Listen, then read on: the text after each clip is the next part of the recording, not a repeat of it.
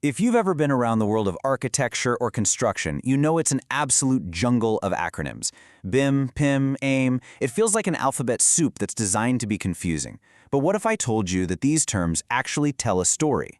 The complete story of a building, from its very first sketch all the way to its final day.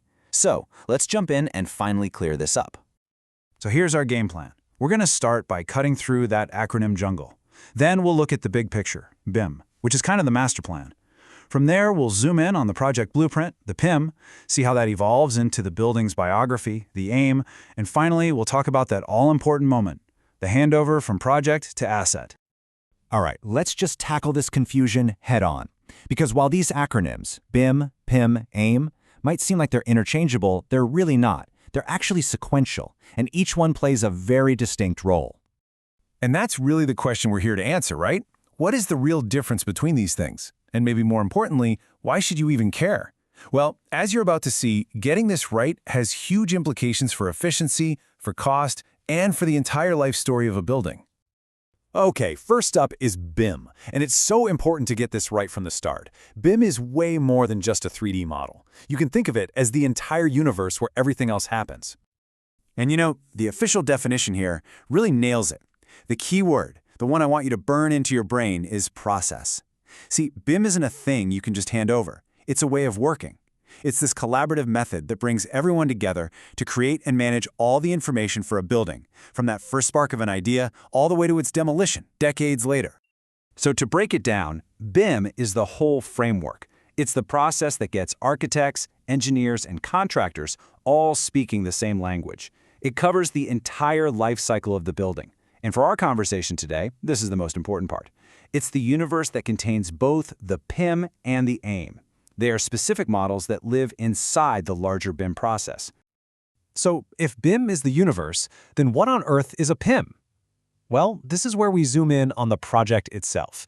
This is the chapter of the story where the building is actually born. A PIM, or Project Information Model, is pretty much exactly what it sounds like. It's the model, all the data, the geometry, the documents, that gets created and used specifically during the project phase. This is the how-to-build-it part of the story. The PIM's focus is laser-sharp, design and construction. It's stuffed with all the nitty-gritty details. We're talking architectural plans, structural data, material specs, cost breakdowns, you name it. And here's a key point. It's temporary. It only exists for the life of the project, and its only mission is to guide the team in building the asset the right way. I absolutely love this analogy. Just think about it. The PIM is like the most detailed, most complex IKEA manual you've ever seen. It doesn't just show you a picture, it tells you exactly what parts you need, where they go, and in what order. It is the definitive instruction set for putting the entire building together. Okay, so the construction crew is packed up, the project is done, but the building's story? Oh, it's just getting started. The blueprint now has to become a biography, and that is where the AIM comes in. The AIM, or Asset Information Model, is what takes the baton from the PIM. It's the information model that's used for the rest of the building's long life, all those decades it spends being used, being managed, and being maintained. And here, the focus does a complete 180. The AIM isn't about how to build the thing, it's about how to run it. So now we're talking about things like warranty information, maintenance schedules, live data from sensors, and all the user manuals. And unlike the temporary PIM, the AIM is a living, breathing document. It's meant to be updated constantly for the entire life of the building. And this is exactly why that biography metaphor works so perfectly. The AIM really does become the building's life story. Every time a light bulb is changed, every repair that's made, every system upgrade, it's a new entry, a new chapter. It just grows and evolves over decades, becoming the single source of truth for that building's entire history.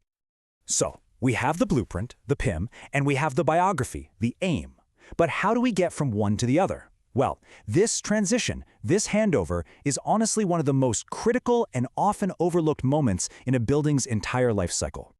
This little timeline shows the whole journey. It all starts during design and construction, where that PIM is built and packed with detail. Then comes the project handover. This is the magic moment, where the finished PIM is checked, verified, and given to the building owner. But it doesn't just get stuck in a drawer. It transforms. It becomes the seed, the foundation of the AIM, which will then live and grow for the next 50, maybe even 100 years. And putting them side by side like this makes it all crystal clear. What's the purpose? PIM is to design and build. AIM is to operate and maintain. What's the life cycle stage? PIM is for the project, with the architects and contractors. AIM is for the long haul, the operational phase, with owners and facility managers. Totally different jobs, different tools, and different teams. And this right here brings us to the most important point of this entire conversation. You just cannot write a good biography from a bad blueprint. It's impossible. The quality of the information in that PIM, how complete it is, how well structured it is, directly determines how useful and effective the AIM will be for decades. It is the ultimate case of garbage in, garbage out. And that's why this all matters so much. This isn't just some academic exercise in organizing data.